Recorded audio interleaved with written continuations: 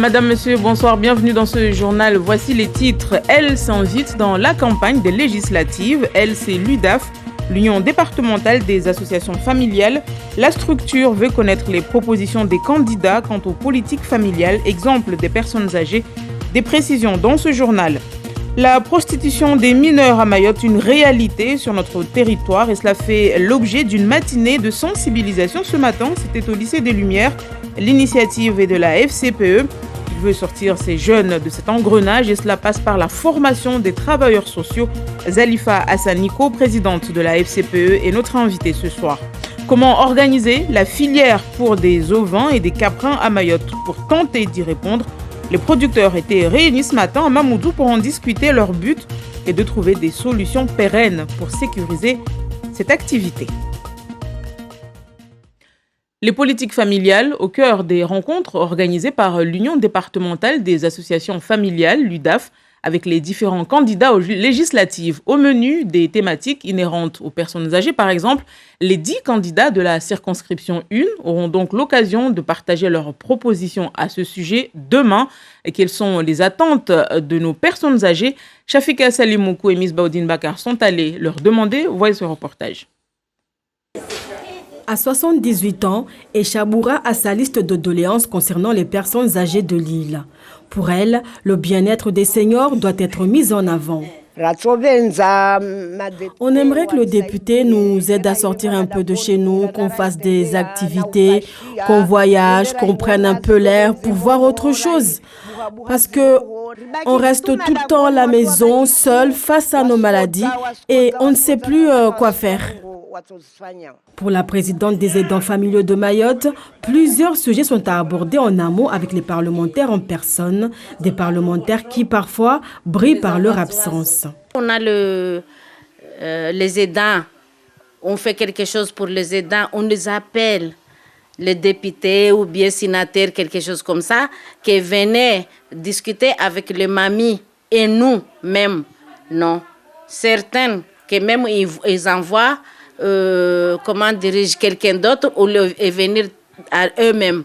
Ce n'est pas la première fois qu'une telle rencontre est planifiée par l'UDAF, mais l'association ne perd pas espoir de voir un jour les dossiers relatifs aux politiques familiales avancer rapidement. On défend les intérêts familiaux, donc on est là pour défendre les intérêts. Donc on veut présenter les députés pour pouvoir savoir exactement qu'est-ce qu'ils ont pour défendre les intérêts familiaux. Donc je sais pas ce qu'ils ont déjà dans leur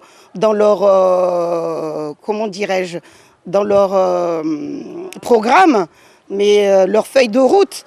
Et peut-être qu'on y est dedans, mais on ne sait pas si ça a été acté ou pas. Mayotte ne manque en tout cas pas de projet. Beaucoup d'aides restent encore à mettre en place.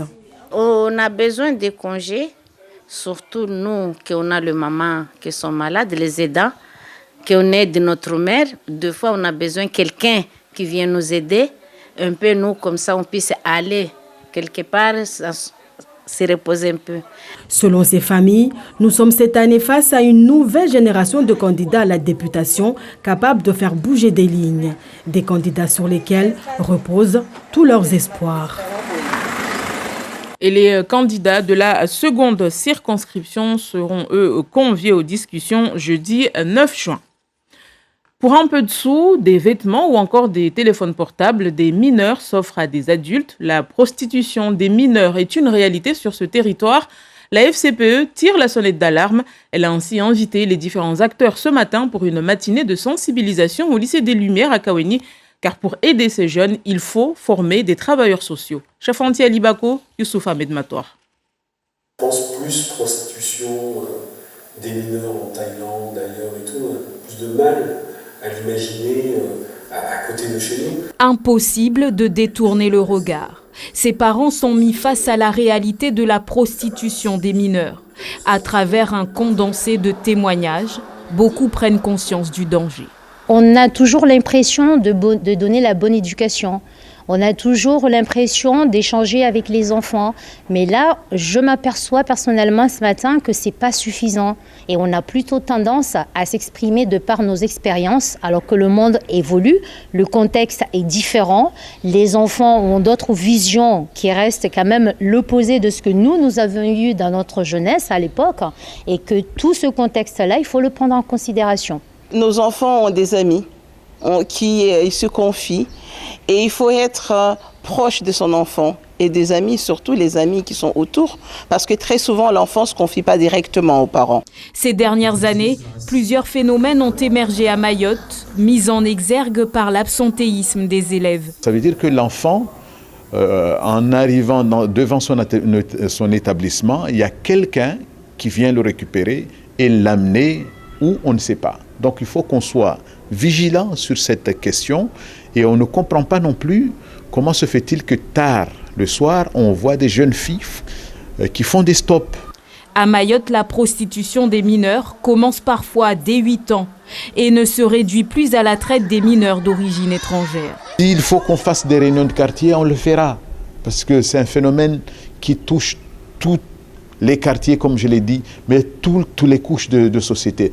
Même les enfants dont les familles sont aisées, eux aussi sont touchés. Pour sensibiliser sur la prostitution des mineurs, la FCPE souhaite la mise en place d'une campagne dans les établissements scolaires et dans les quartiers. Et on en parle avec notre invitée ce soir, Zalifa Hassani. Bonsoir. Bonsoir. Vous êtes la coprésidente de la FCPE. Merci d'avoir accepté notre invitation. Alors, on l'a vu, vous avez pris cette initiative au sein de la FCPE de regrouper, de réunir les différents acteurs pour parler de ce sujet qui est tabou sur le département. Qu'est-ce qui ressort des discussions de ce matin ? Alors, la discussion de ce matin, c'était une première réunion, une première rencontre entre les membres du conseil d'administration de la FCPE Mayotte et des partenaires associatifs qui œuvrent aussi dans le domaine de la sensibilisation et de la prévention des IST-SIDA et des éducateurs spécialisés, des assistants sociaux, des parents d'élèves aussi. C'était pour sensibiliser, attirer l'attention des adultes que la problématique de la prostitution est bel et bien là, mais depuis longtemps, hein, même nous, quand on était jeunes, elle était déjà là. Et puis d'autant plus qu'actuellement, Mayotte s'ouvre vers le monde. Mayotte est entre tradition et modernité. On a aussi la communication moderne qui s'appelle Internet, avec nos téléphones, le téléphone de nos enfants. Il y a la Wi-Fi aussi à la maison. Donc, il y a la prostitution chez nous, dans nos maisons, dans nos quartiers, dans nos communes, dans nos villages et aussi aux abords de nos établissements scolaires. Mais est-ce qu'aujourd'hui, on a une idée en termes des chiffrés des jeunes filles ou jeunes garçons qui sont touchés par ce phénomène ? Le problème, c'est qu'à Mayotte, on ne se rend pas compte c'est quoi la prostitution. Pour les gens en général, la prostitution, c'est quand une femme ou une fille se met sur un trottoir. C'est ça la prostitution, ou va en boîte de nuit pour chercher des hommes, pour après avoir des rapports sexuels tarifés. Non, mais le rapport, la prostitution, c'est que dès qu'il y a des échanges d'objets, et puis après, il y a un rapport sexuel, je t'offre un téléphone portable ou je t'offre une tablette.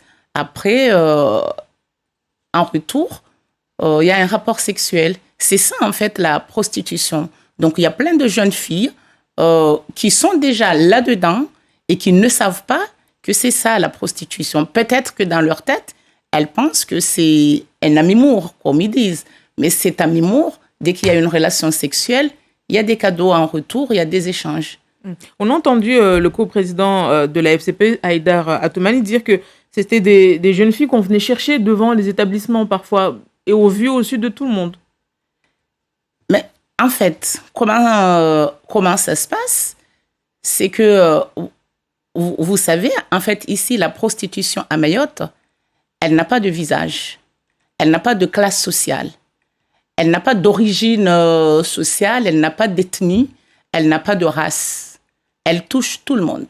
Donc, devant les établissements scolaires, que ce soit dans les collèges ou dans les lycées, mais plus dans les collèges, mais ça commence tôt aussi, à l'heure de la pause méridienne, comme il n'y a pas aussi de cantine scolaire, les hommes en profitent, ben, ils viennent chercher les filles pour payer un restaurant, payer des brochettes, payer des sandwichs.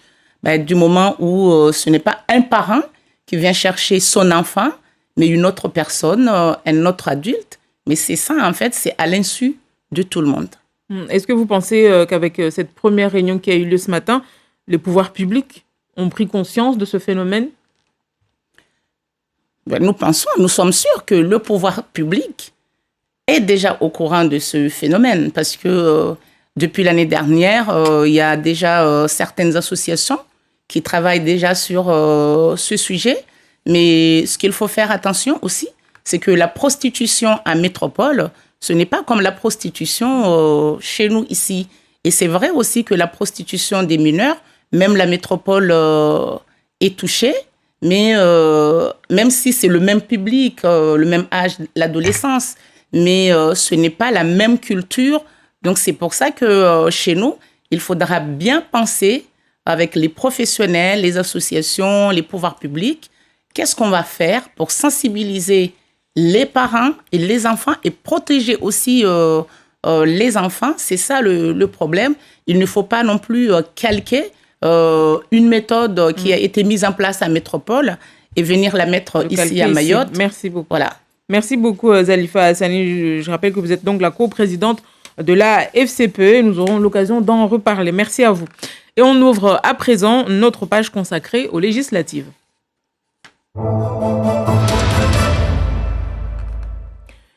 L'agriculture a aussi sa place dans cette campagne pour les législatives. À Mayotte, par exemple, les producteurs d'ovins et de caprins veulent une meilleure organisation de leur filière avec pour objectif répondre aux besoins de consommation de la population en viande.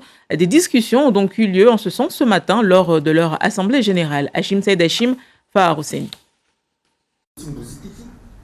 L'heure est à l'écoute. Les éleveurs exposent leurs difficultés comme les vols d'animaux dans les exploitations ou l'identification des caprins et ovins. La préservation des espèces animales locales est également évoquée en assemblée, mais les avis s'opposent. Aujourd'hui, moi, j'ai des races métisses qui sont un peu plus gros. Donc, moi, ça me permet de, quand je vends des cabris un peu plus gros, ça me permet de gagner un peu de sous.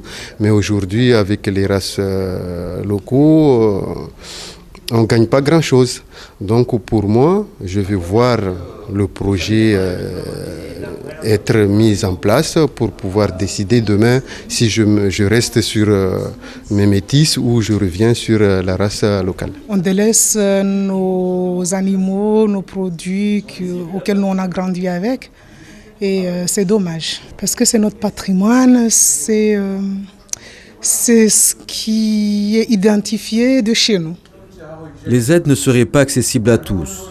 Le secrétaire général du groupement demande plus de moyens pour accompagner les éleveurs. Un pays bien nourri, avec des produits de qualité, c'est un pays en bonne santé. Donc la santé est primordiale aujourd'hui. Il faut que vraiment nos élus, nos futurs députés, amènent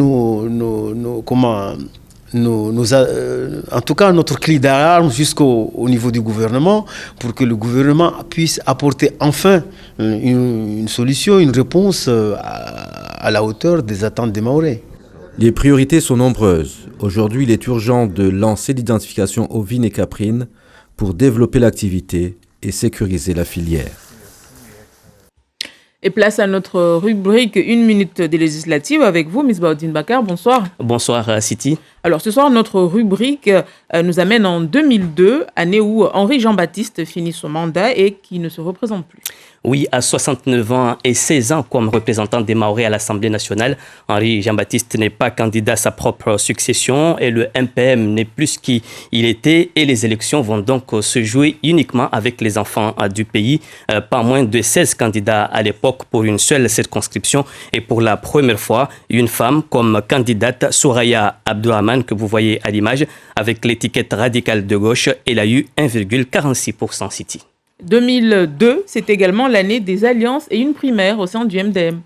Effectivement, le MDM, le mouvement départementaliste mahorais, né le 4 août 1999 suite à une scission avec le MPM, organise une primaire, une première dans l'histoire politique locale. 4 prétendants en lice, on va les voir, Mourtar Salim, Chehaboudine Ben Youssouf, Zainuddin Daroussi et Siadi Vita. Et c'est ce dernier, Siadi Vita, qui sera face à Mansour Kamardine au second tour. Mansour Kamardine qui sera soutenu par le MPM de Bamana sous la bannière de l'Union pour la majorité présidentielle. Une législature à laquelle Mayotte découvre que le combat statutaire ne suffit plus, mais l'île est également confrontée à d'autres enjeux. Le candidat de l'UMP-MPM remporte les élections avec 54,61% et l'évolution statutaire est certes une priorité, mais Mayotte doit faire face à une croissance démographique exponentielle à maîtriser, une économie à développer et une protection sanitaire et sociale à renforcer, un environnement, un cadre de vie à protéger, un système juridique et administratif à moderniser. Merci beaucoup, Miss Baudine Bakar. Retrouvez toutes les informations relatives à ce scrutin sur notre site lapremière.fr et on ferme ici cette page dédiée aux législatives. Cette semaine, les urgentistes sont en grève dans l'Hexagone. Ils sont de plus en plus nombreux à quitter l'hôpital public pour se mettre en intérim. Ils pointent tous les conditions de travail difficiles. 62% d'entre eux souffriraient d'un symptôme d'épuisement professionnel. Anne-Christine Roth, Julie Rico et Jean-Marie Lequertier. Les urgences. Là, ça fait mal. Oui. Ok. Le quotidien du docteur Gelef depuis 35 ans. Mais après une carrière à l'hôpital public, c'est désormais dans une clinique privée qu'il exerce. Là, en fait, vous avez un lumbago. Son statut, urgentiste libéral. Ici, on compte 80 passages par jour à peine. Installez-vous. Ouais. Est-ce que vous avez déjà eu des problèmes de santé ? Là, je suis très déformée. Rien à voir avec l'hôpital de Cherbourg, son dernier poste, où il venait la boule au ventre, dit-il. On ne sait pas combien de patients on va avoir le matin, qui sont restés de la veille. Les derniers temps, c'était pas rare de retrouver 25 patients le matin qui n'avaient pas trouvé leur place. Alors, ça n'existe pas ici. En venant ici, moi, ça m'a totalement réconcilié avec mon métier. Les contraintes budgétaires, administratives, le docteur Gelef quitte l'hôpital public un peu amer. Il y a une machine infernale et en fait qui broie et qui maltraite les soignants et du coup les soignants maltraitent les patients parce qu'ils n'ont pas les moyens de le faire. Moi, c'est ça que j'ai voulu quitter, j'en avais assez. Sa blouse d'urgentiste, Pierre-Maxime Raffo, lui, l'a raccrochée il y a 7 mois. Quand je la vois, évidemment, ça manque un peu. Et c'était compliqué de tourner la page ? Oui. Urgentiste, une vocation. Mais après 4 ans à l'hôpital de Laval, il a dit stop, malgré une équipe soudée. À la limite, ça est plus difficile pour ceux qui partent, parce qu'on a l'impression d'abandonner nos collègues, nos équipes, et de les laisser dans des difficultés. On a un peu l'impression de quitter le navire. L'hôpital de Laval, Pierre-Maxime Raffo y fait encore des vacations. Mais la majorité de son temps, il le passe dans ce centre de santé à Paris. Bonjour. Il exerce comme généraliste. Ça va.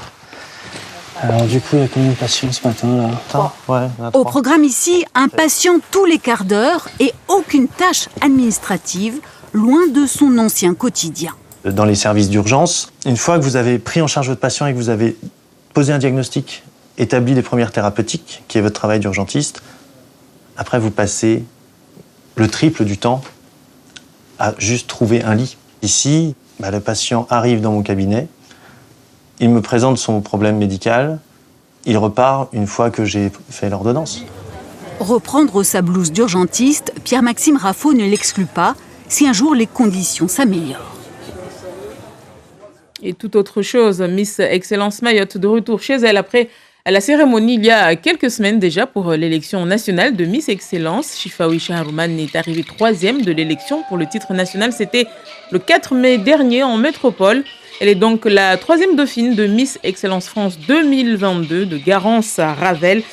Vous voyez ici l'accueil qui lui a été réservé en fin de semaine dernière à l'aéroport lors de son retour. Et Chifaoui Shaharouman est notre invité, notre deuxième invité ce soir. Bonsoir. Bonsoir. Merci d'avoir accepté notre invitation. Alors je le disais, vous êtes arrivée 3e dauphine de Miss Excellence France 2022 de Garance Ravel. Que représente pour vous cette écharpe, cette deuxième écharpe finalement? C'est une fierté pour moi et aussi pour Mayotte. C'était très stressant pour moi de remonter une deuxième fois sur scène parce que c'était une grande élection. Mais j'ai été courageuse et je suis allée jusqu'au bout. Et entendre Mayotte appeler la première au top 12 et au top 5, j'étais très contente parce que c'est une fierté pour nous. J'ai été pas appelée par mon prénom Chifaou, mais Mayotte. Donc, c'est une fierté et un honneur pour moi d'avoir représenté ma région à l'échelle nationale. Donc, tout le concours, le processus durant cette semaine-là, ça s'est bien passé? Ça s'est très bien passé. On était bien accompagnés et très bien accueillis durant notre semaine d'intégration ici à Mayotte. Quel souvenir vous en gardez justement? Parce que, on le rappelle, il y a eu cette semaine d'intégration de toutes les Miss, les 21 concurrentes, qui étaient donc à Mayotte pendant une semaine, qui ont découvert les différents sites de l'île. Quel souvenir vous en gardez, vous? Alors, je pense que tous les Mahorais seront d'accord pour dire que mon plus beau souvenir à moi, c'est le fait de voir toutes ces belles femmes de France ici à Mayotte, de découvrir et s'inculquer nos cultures, nos traditions. Et le fait de les voir s'épanouir à Mayotte, chez nous ici, c'était ça mon plus grand souvenir. Qui vous aura marqué le plus. Et l'expérience en tant que Miss Excellence Mayotte et 3e dauphine de Miss Excellence France ne fait que commencer finalement. Pour vous, comment vous appréhendez la suite? Qu'est-ce qui est prévu? Est-ce que vous savez ce qui vous attend pour les mois à venir? Alors, je pense que... Qu'est-ce qui, par exemple, pour les vacances qui vont bientôt arriver, est-ce que votre comité a préparé quelque chose de spécial pour les représentations, par exemple?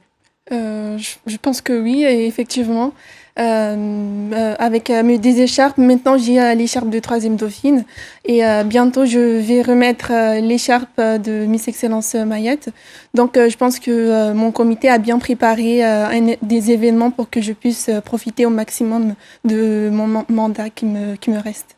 Merci beaucoup Chifaoui Shaharouman d'avoir été avec nous ce soir. Et voilà qui met un terme à cette édition. Merci à vous de l'avoir suivi. Demain, dans Akoli, Moutar Salim. Belle soirée à vous et à tout de suite pour le journal en Chimaor.